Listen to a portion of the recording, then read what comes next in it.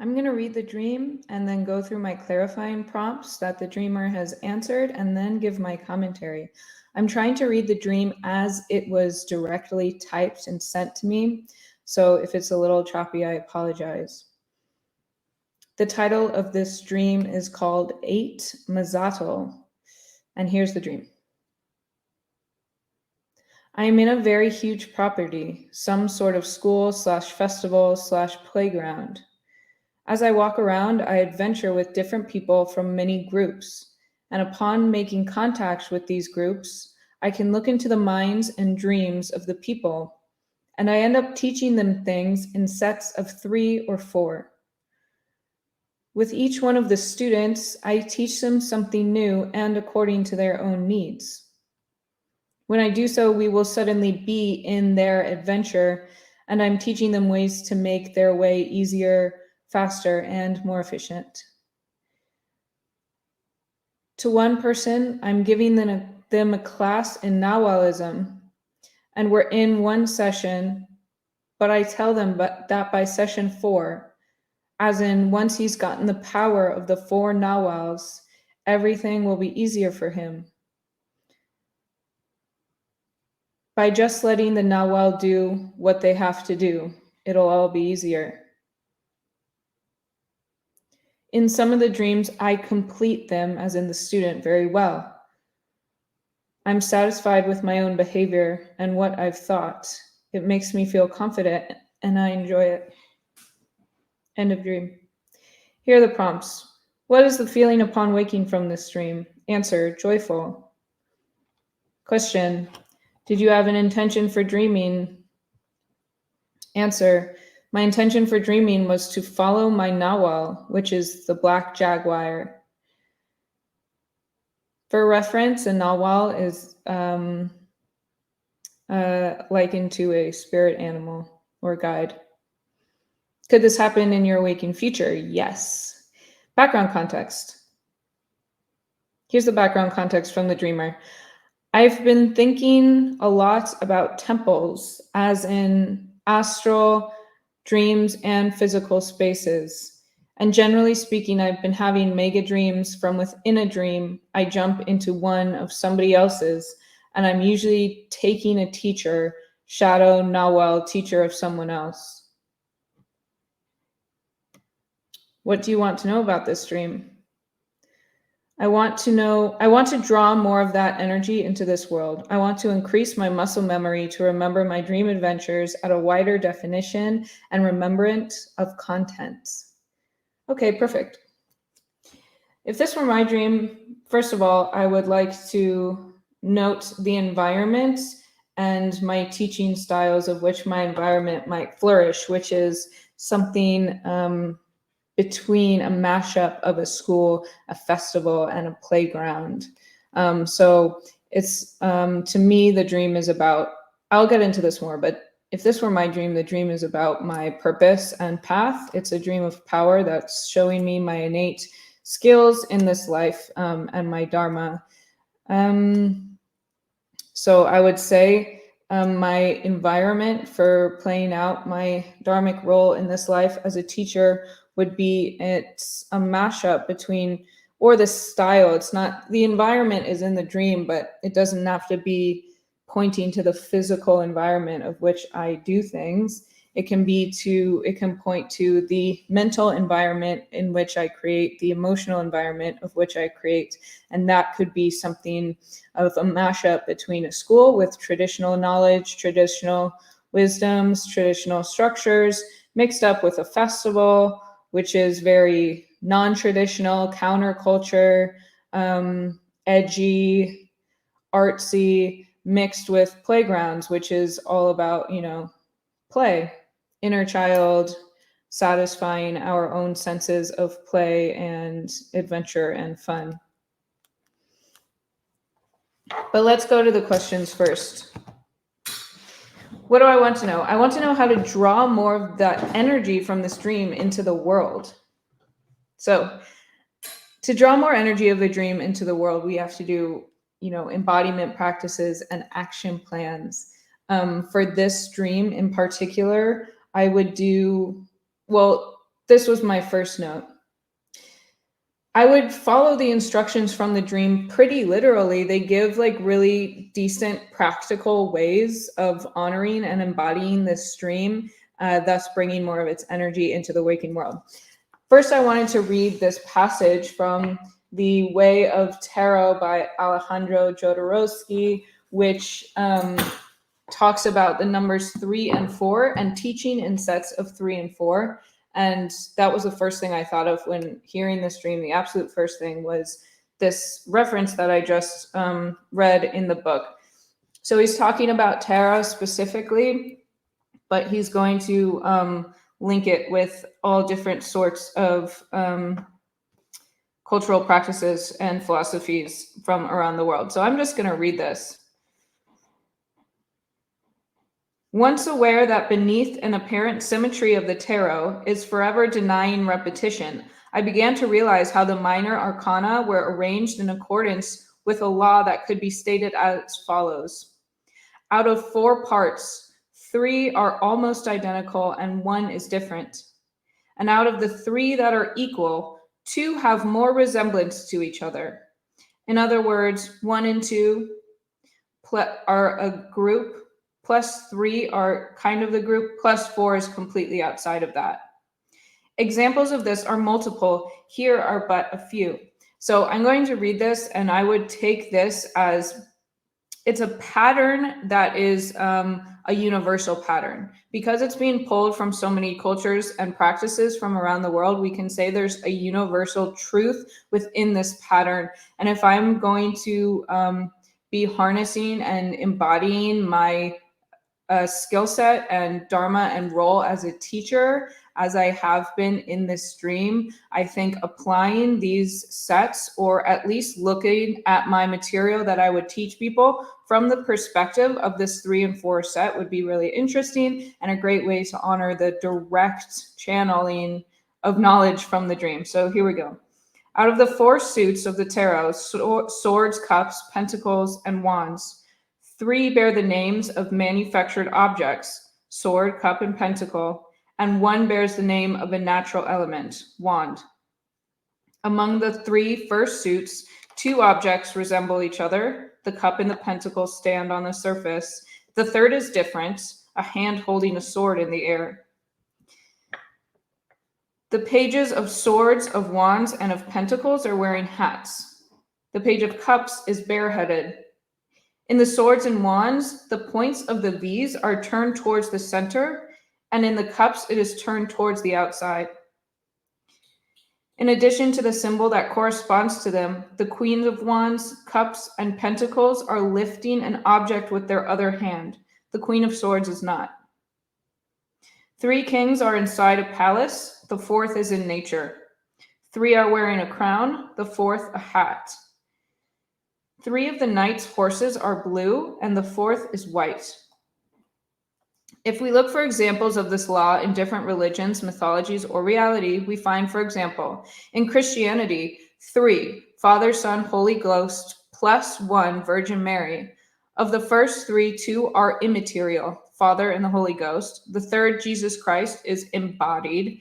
In other words, Father plus Holy Ghost plus Jesus Christ plus Virgin Mary.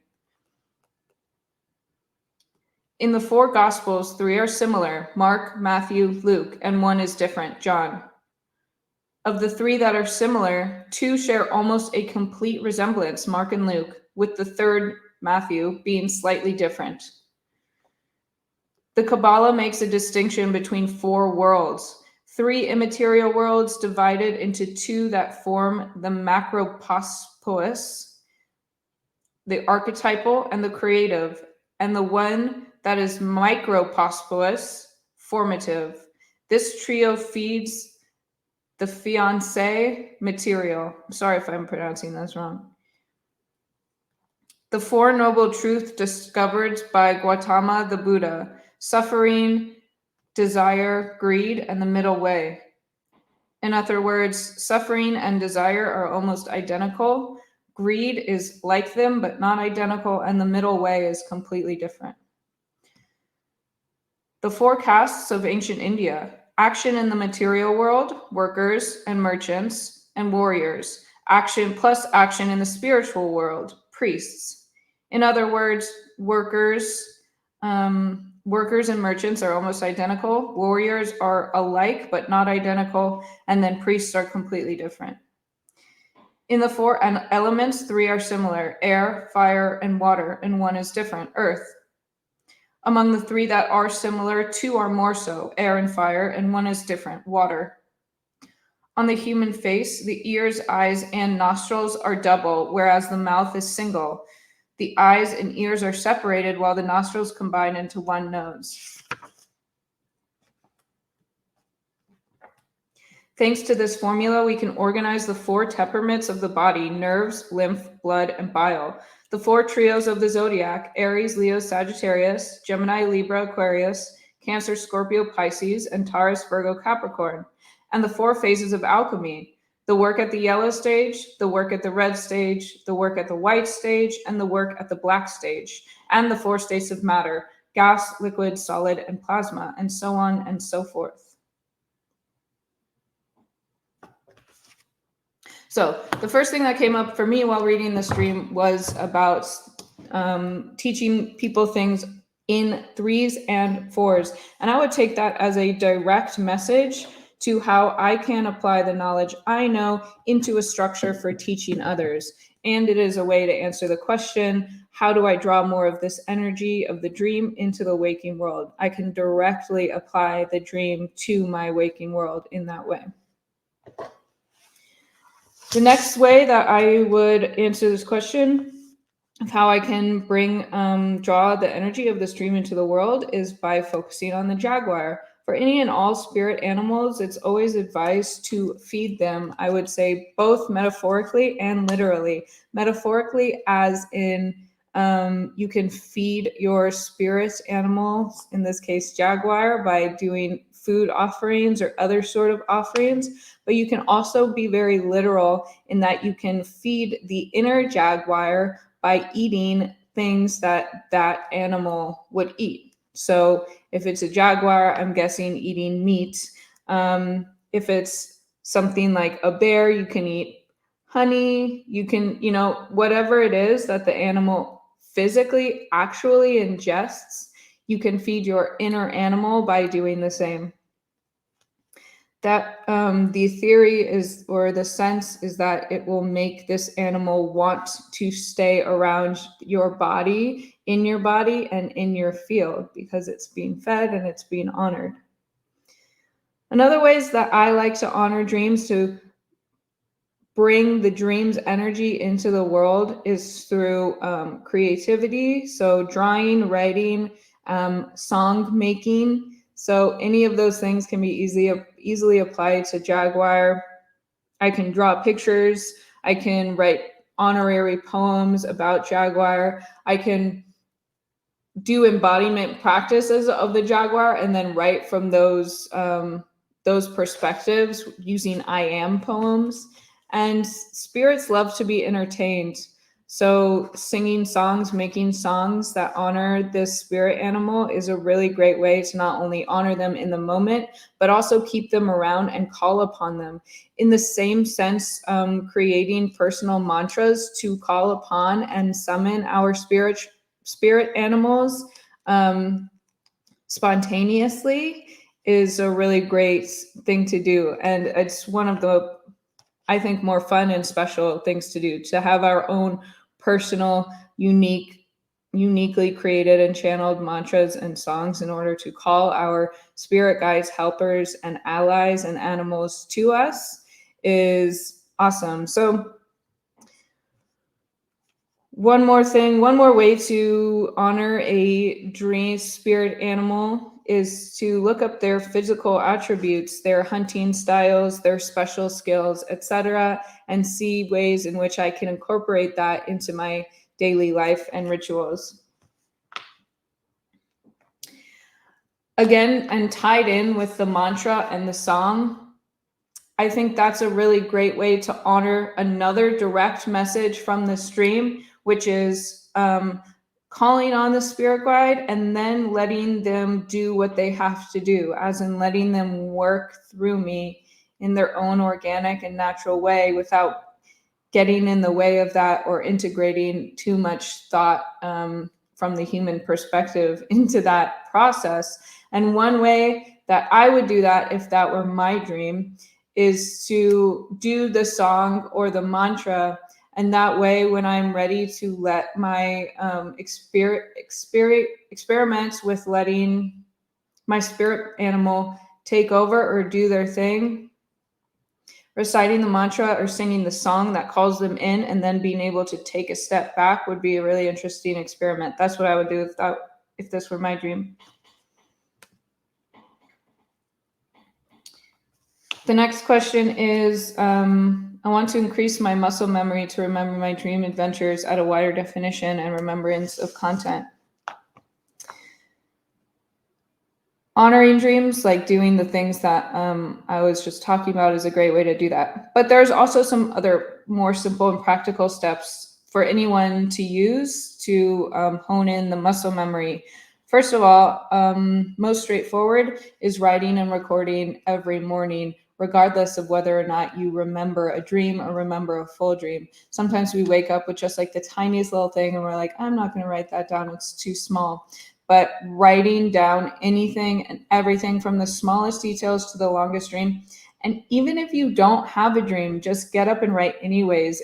This is how you actually tone the muscle or set up a nice rehearsal for remembering a dream when it comes. Because the last thing you want is to have a big significant dream and then have your muscle memory be weak and lose a lot of it. It's really frustrating. So writing, recording every morning, no matter what, no matter how much or little content you have, is the best way to tone this muscle.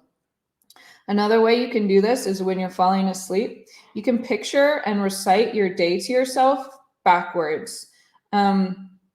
This not only has helped me fall asleep, but it will help you remember your dreams because you're using the same faculties as you do when you remember dreams. When we remember dreams, we usually recall it visually and with an internal narrative from back to front. So if we practice this, you can do it when you're falling asleep. You can also just do it throughout the day. You can, when you have a moment, you can stop and recall your day from this moment to the moment you woke up. And this is a really great way to keep practicing and working muscle memories to remember your dreams. In terms of commentary of this dream in general, if this were my dream, I think this is, well, from many indigenous and traditional perspectives, one thing that dreams show us is our special skills and authentic power in this life, our intuitive gifts, the gifts that are available for us to utilize extremely organically, as in ones we are just set up and built to have. So dreams show us these things, our karmic gifts, our path, and our purpose. Of course, our gifts and our natural skills and abilities would tie in with our path and our purpose because that only really makes sense. So if I were to imagine that I were on a vision quest of initiation to discover a vision or a prophetic dream in which I am given the awareness of my innate skills, abilities, paths, and purposes, and I had this dream, for example, within that vision quest, then what I would come back with is that part of my path, my dharma in this life, and part of my natural skill set and abilities is that of a teacher. And not only a teacher in the academic sense, but I would say in the more traditional sense, a teacher that is working with direct forms of knowledge, as in working directly with energy, specifically in this case, and the energy of the jaguar. So a teacher that works directly with energy in a more traditional sense is part of my path and purpose in this life. And this is what this dream would highlight mainly for me if this were my dream. The more I follow this, the skills, the abilities, the path that this dream is showing me, the more energy from the spiritual world I will naturally draw into my day-to-day life, which is also was the interest of the first question. The last thing I thought of for this dream, or I was inspired by this dream, if it were my dream, was the phrase about thinking of a temple written in the background context. I wasn't like totally clear on what it meant. The direct words were, I've been thinking so much of temple as an astral dreams and physical space. But generally speaking, I've been having dreams within a dream where I jump onto the dream of somebody else, and I'm usually taking a teacher, a shadow, a Nagwal teacher of someone else. I'm not totally sure what that means, but this is what came to mind when I was reading it. Thinking of a temple. This is an awesome exercise that I would do to draw more of the energy of this dream into my waking world. And not only that, but to hone my skills and abilities as being a teacher, and a teacher of whom learns and uses direct sources of knowledge and energy in my teaching style. And by this, I would do this. Can I think of everything as a temple?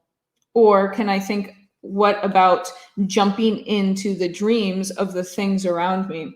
So what I would do as a practical and creative exercise throughout the day to honor this dream is that I would look around me at any moment. I have some free moments, or when I want to do a creative exercise, I would look around me, and I would, in my active imagination, you could also do this through writing, like through channeling writing, but you could also if it were mine, I would close my eyes, use my active imagination to jump into the dreams of the things around me. I would jump into the dream of the tree outside, or my table, or my pet, or the dream of my house.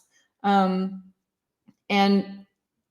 I would do this as a way to honor the dream and get good at relocalizing my conscious awareness. I would do this less with people.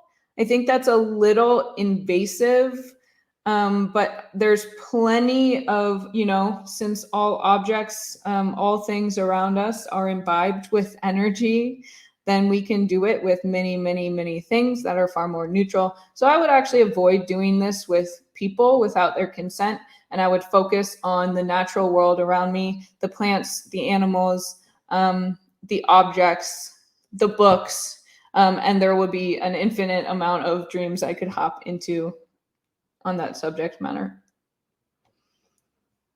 So yeah, that's what I have for this dream. Hope you found it helpful. Let me know what you liked and what your action plan is going to be.